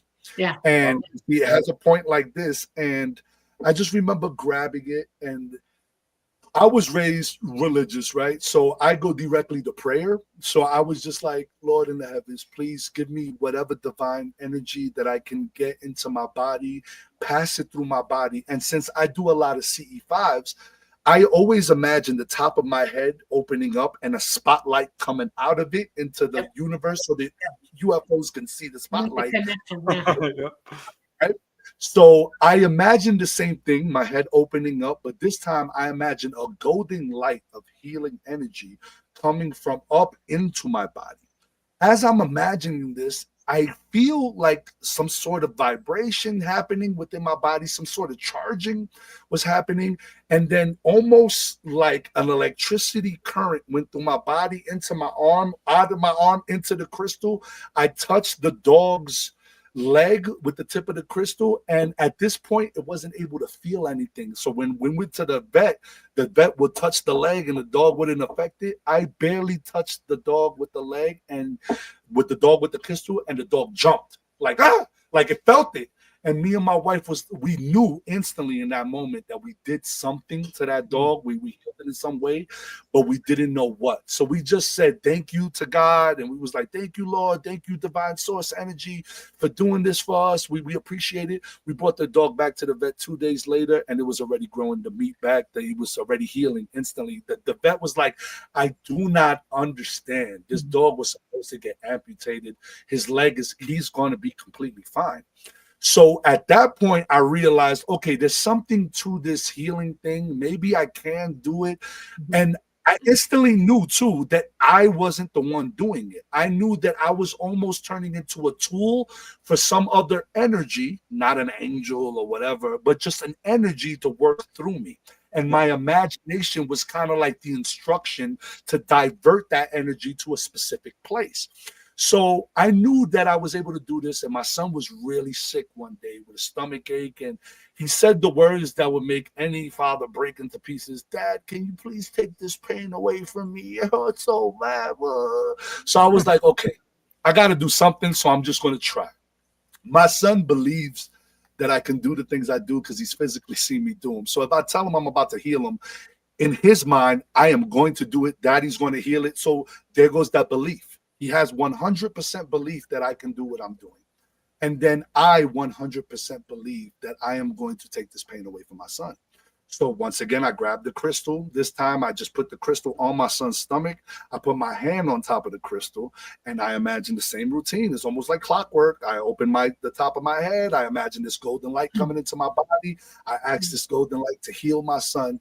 But this time something weird happens. I start feeling pain in my stomach instantly from doing this, and then within 5 minutes my son goes from pale and sweaty and stomach aches to ready to go outside and have fun, and I am completely pale, sick, and have the worst stomach ache I have ever had in my life. So I don't think I'm to the point where I can take the energy away from people and transmute it out into the world. I don't know if I'll be capable of I think I'm just grabbing energy at this point. So I'm too scared to try the healing. But if I could find a way to not feel the effects of you're good at bringing energy in, but you got to also be good at letting it go. In other words, you're bringing energy in and you're having to take it away. You have to let it out of your body. You have to let it go, So practice that before you try it again so you can do it. Preston is really good at taking pain away. I spent the last year with some issues, abdominal issues, and every now and then it would get really, really bad. And he would come and, lay hands on me, and it would literally calm me down, and it would subside. And it was like, Preston, where are you? I need you to come in here, and he would. And he's very good at it. He's really good at it. I don't know how he does it either. He has that ability, The out-of-body experiences that kind of ignited my I think it's our bioelectric field. It's a natural thing. Right. We all have this ability. Yeah. Yeah. It reminds me again of the Saints. They could do this so well. They would heal people unbelievably. I mean, Padre Pio actually brought a person back from being deceased, brought them back to life. He could do amazing things. Straighten people's bones. I seen on camera a tumor being shrunk down to nothing by straight up just chanting. Just chanting. And a lot of people also, vibration is huge. A lot of people don't understand that the words coming out your mouth is forming through a voice box, which is vibrating in your body. So if you have, the words you're saying, I mean, they call it spelling for a reason. It is a spell. You are casting spells. So it's very important to watch vibration as a whole. Yeah, this is what we're talking about is so important, because while it's really cool to hear people's experiences with ETs and what it's like, this is ultimately why they're contacting people. This is one of their main reasons, is to let us know we can do all these things. Right. Healing is such a big part of it. Yep. So it's awesome to hear all that. Yeah, I mostly like working with animals, but I was a nurse for a period of time, and one of the things that I'm good at is triage. I can lay hands on you, and I can tell what's wrong with you. I can actually zero it. It's really weird how I can do that. And every now and then I can facilitate a heal. It just depends on what it is, how much energy I got on me at the time. I can heal people from time to time. It is. It's very draining. It's very draining. Drains, yeah. But I'm very good at healing myself. And one of my tricks is I just had major surgery, and the doctors were terrified that I wasn't going to heal. My age, I have medical conditions that do not help that process at all. And they were worried about me. And I'm like, don't worry about it. I got this. She didn't believe me at first. She said, okay, well, sure. And I went to my first appointment, and she was like looking where all the incisions were. I had 8 incisions because they did arthroscopic robotic surgery on me, and they were already healed underneath the bandages, and she peeled them off right in front of me. And she said, my God, you're already healed. Whoa, and then I went to the other doctor, and he looked at me and went, oh my God, I don't need to see you anymore. We're done. I was like, cool. And I had to see her one more time, and she checked the other parts of me, and she said, oh my God, this is it. You're all done. A lot of contactees are super healers. Not only healing others, but themselves. Yeah, I can very quickly. Of anything. I heal up. I had. I'm going to bring this up because Renee Cruz, I am thinking about you. I feel the need to help you with your rotator cuff, and I will. I did go through this 2 years ago. I broke the actual bone in my arm, and I tore my rotator cuff. And they didn't want to do surgery because the bone was broken. It doesn't help to try to do that. And I made it a point, I'm going to heal myself. I even told him that. He said, you heal the bone, and let's see what happens to the rotator cuff after that. And simultaneously, both healed. I mean, within weeks of the injury, I came out of it really fast. Leah is in pain right now too, so let's send Leah some healing energy. Man, relax, just relax. That's one thing that really helps a lot, and just letting it go as best as you can. Focusing your attention on light. There's all kinds of things you can do personally. When you put ice on your belly, get a real soft gel pack and ice your belly. You will find relief with just that. I'll meditate on you tonight. I'll see what I can do. We'll all do it. I mean, you got 3 healers right now. We're gonna be working on you, Leah. You let us know how you feel tomorrow. We're gonna be working on you. Renee is in a lot of pain. She's in a lot of stinking pain. I can tell you that right now. I know she is, and she's practically begging for help. So that's why I'm on it, Renee. I have not forgotten. You almost brought it up before you put it up in the chat, and I was like, oh God, there it is. I knew it. So yeah, I'm not gonna forget. So, and Leah, use the ice. I'm good at this. Leah, use the ice. Okay. Just get a soft belly pack, put it where it is, leave it on there for 20 minutes, and just calmly breathe, slowly, deeply, and it'll go away. Okay. I interviewed this lady. She had a car accident. She and her child both drowned and were both had a near-death experience and brought back to life, essentially. But her child was in a coma. But she had a near-death experience, and the angels told her, your child will be fine, but you need to get 100 people to lay hands on your child. Wow. And she did. Anyone who came in and was like, lay hands on my child. And it worked. It absolutely worked. There's something about the power of just touch and attention and love. And all of it. Yeah. We're powerful. I mean, if you take anything away from this conversation today, please take this. Everything that's said here, although they're cool experiences and they're cool things that we can do, everybody can do the same thing. There is nothing special about me, Dolly, or Preston, or anybody. We're all capable of this. Absolutely right. You're all special. Exactly. There you go. Perfect. Even better. Yeah. So I just don't want anybody to think, oh, they can do that because they had experiences. No, it's the power of love. That's what love is. We love each other, and there's tremendous energy. The vibration of love is tremendous. You do it with a clean, loving heart, and it works every time. But that's what prayer is. That's why you go to that, because there's love in the prayer. Okay, that works. It really does. Well, you know what's funny is my mom will never admit it, but I'll say this. You know, when they say experiences are definitely generational. Although she's highly religious, she would never admit it. I remember one time she tells me the story, and I'll tell you how it was validated by Mr. Lee Stoner as well. She tells me the story that she was in Puerto Rico. I'm Puerto Rican, or my family's from Puerto Rico. And she was in Puerto Rico at the time, a little girl, and her and my 2 uncles, her 2 brothers, were in the field playing. And she, as a girl, picking flowers, and they was exploring the woods, and left her alone for a little while. And the moment that she was in this meadow, kind of sitting alone picking flowers, she saw what she explains to me in Spanish as a top was spinning in the air. It looks like a top, and it was doing a little dance for me. And she said, you say it all the time, oh, me estaba bailando, un top, me estaba bailando, was doing a dance for me in the sky. And I was like, oh, wonderful. She said, I just focused on it, and then all of a sudden I fell asleep. So to her, she passed out. And then she came down from a light. She said when she woke up, she was floating down from a light. And when she hit the floor, she was spinning really fast in a circle on the ground. And then my uncles ran up to her in the meadow and was like, oh my God, where were you? We couldn't go back home. It's been 2.5, 3 hours, and we couldn't find you anywhere. We were too scared to go back home without you, because mommy would have. And to my mother, it was like a blink, and she was just there, back laying down. Yeah. She told me that story, and I just remember it stuck with me like glue. So when Miss Denise Stoner came over my house after I called and I told you the story or whatever, one of the things she said was, has anybody else in your family has had experiences or anything? I tell her this exact story, and it's almost like she goes pale in front of me. And she goes, oh, wait. And she goes into her bag. She pulls out her research notebook where she writes on her name. Wow. And she goes through her pages. And just a week ago, she told me, just a week ago, she went to her next door neighbor's house, which just so happens to be a Puerto Rican lady around the same age as my mother.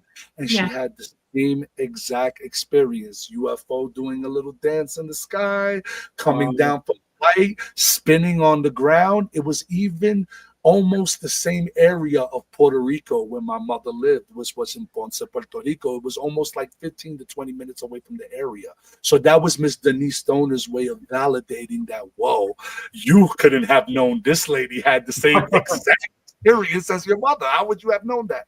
So that was a little tidbit of how these experiences are generational. So maybe something is happening to you and you might still be kind of like fighting the force. Is it really happening? Is it real? Am I going crazy? Maybe ask a couple of questions to some people in your family. You never know what you might find out. Oh, you're going to hear a lot sometimes. Yeah. That's more the rule than the exception. I think most researchers have come to that conclusion. Absolutely. We love Denise Stoner. She was a prior guest on the show. She's so amazing. I know. Such a nice, sweet person. I know. And the data in her head is incredible. I mean, she knows a lot. She really does. She's a good researcher. Yes. Okay. My goodness. We are running out of time. We still have a few minutes. What? 2 hours passed? I felt like it was just an hour in. What's going on here?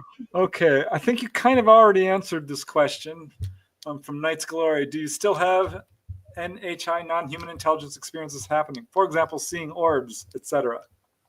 Okay, so I have a friend which I would definitely recommend to be on your podcast. He has some really cool stories as well. His name is Parsi, and he's having a lot of experiences with orbs. For some reason, I do lay down and ask to maybe communicate with me with orbs, because I'm starting to notice a lot of people communicating with orbs as well, but I'm not getting any orbs myself. So if I'm just going to be honest, I'm not seeing any orbs personally.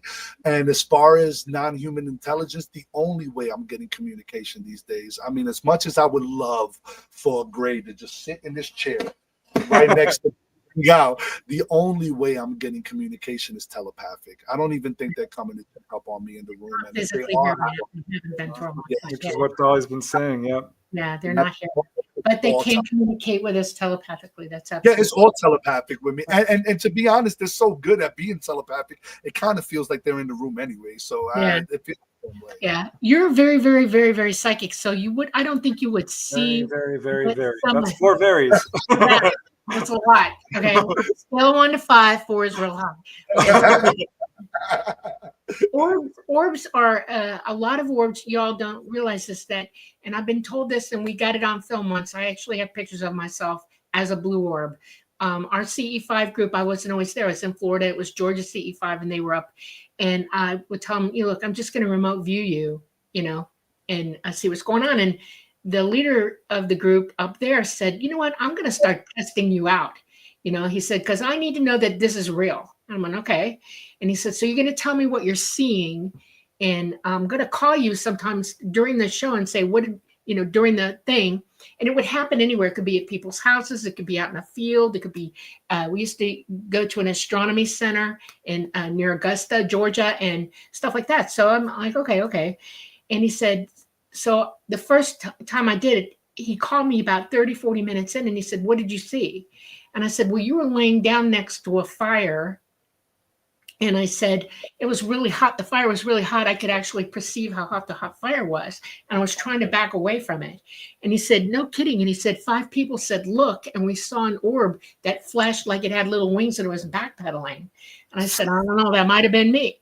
So then another time we were there, and they were in somebody's house. And it was really cold outside, so nobody really wanted to go out. Okay, they were just having a good time working on, remote viewing themselves and stuff. And I was in the middle of the living room watching them all, and I was parked myself in front of the fireplace so I could face them. And he felt me there, and he took a picture, and the blue orb showed up. And he said, he called me. He said, are you a blue orb to people? Is that what you look like? Because you were kind of blue before, but now you're really blue and you're round orb. And I went, yeah, that might be me. I've been told that I'm a blue orb when I remote view. He said, I want you to go to the other half of the house.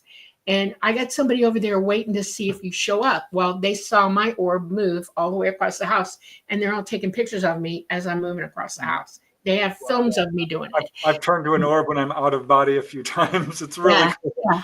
Now, orbs So, can be spirits or ETs or right. It's just an nature energy projection of your consciousness is what it is. Wow. So Now I want orbs. orbs, I want to be orbs now. I want to hang out with orbs. there you go. I'm gonna get them now. But if people are seeing orbs, that's probably more likely what it is.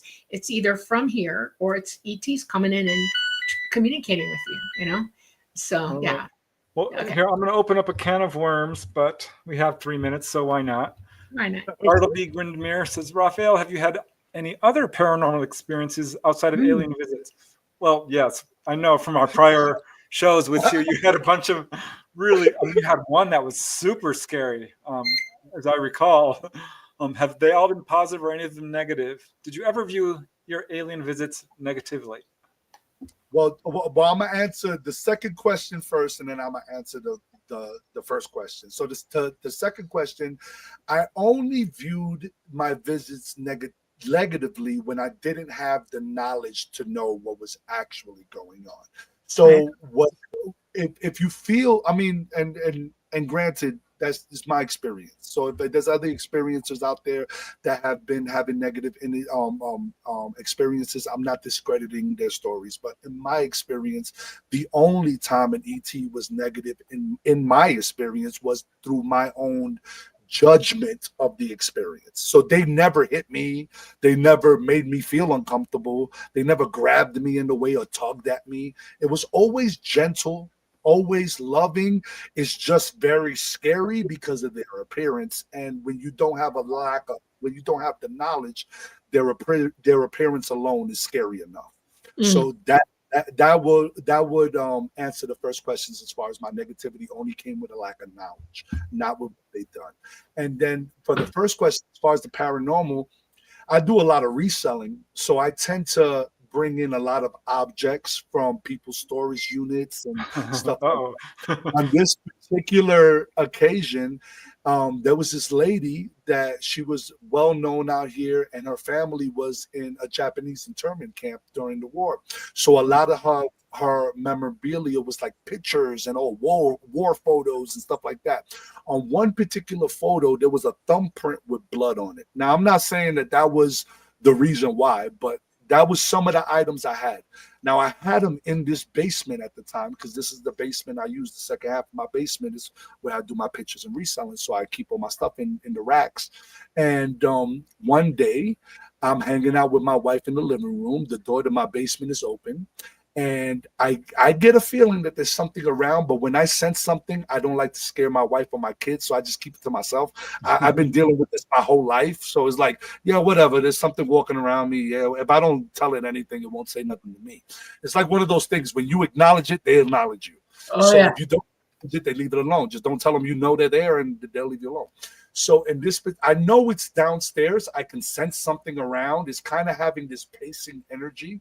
I'm feeling like somebody kind of angry and pacing in my basement. And my wife goes to close the basement door. She looks down the stairs, and sure enough, there's a shadow figure. From what she's explaining, is just a hazy shadow, head, shoulders, arms, legs, hazy shadow.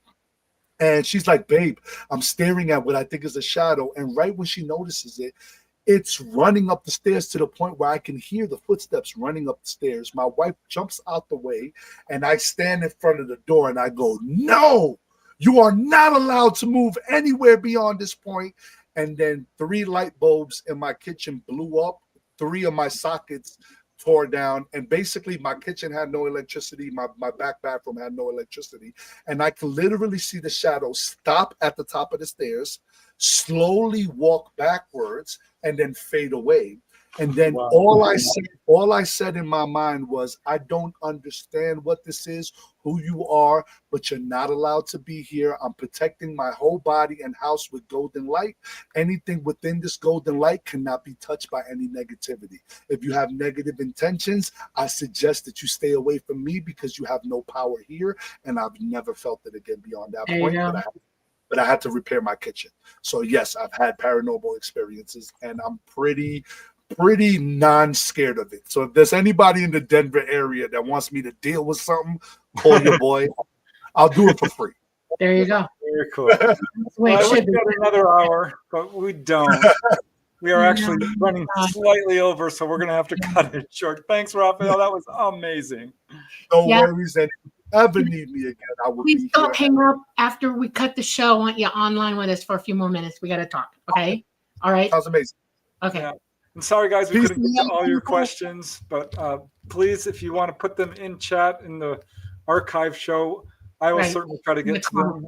And also have Preston send me anything if necessary. I'll be more than happy to send any answers to Preston. He could pass them. Right. We'll send you the link to the show because it replays, and when they look at it, they can write questions in the comments, and you can answer in there. I will be more than happy. All right. Thanks, guys. I want shout out to Namaste again. We absolutely are very appreciative of your wonderful donations, Becky and Lunar Dove. You guys are amazing. Leah. Yeah, thanks so much for joining us, you guys, in chat. This was a great show. Rafael, love you to pieces. You are amazing. You're coming back. That's what we're going to talk about after this show. Okay. Anytime you need me, I'll be there. There you go. All right, everyone. Thank you for coming with us this Monday night. Next week, we have a really interesting show coming up, too. Look for it in the details in YouTube or on Preston's site or even in the Lightgate site. We love you. The Lightgate is coming to you live from the beautiful city of New Orleans in Louisiana at the United Public Radio Network at 107.7 FM and the UFO Paranormal Radio Network at 105.3 FM. We are on Facebook. We are on Rumble. We are on Roku. We are on YouTube. Please, everyone, please have a wonderful, blessed, happy, joyous week. Enjoy your lives. Be in joy. We love you. Mwah. See you later next week. Bye, everyone. Bye.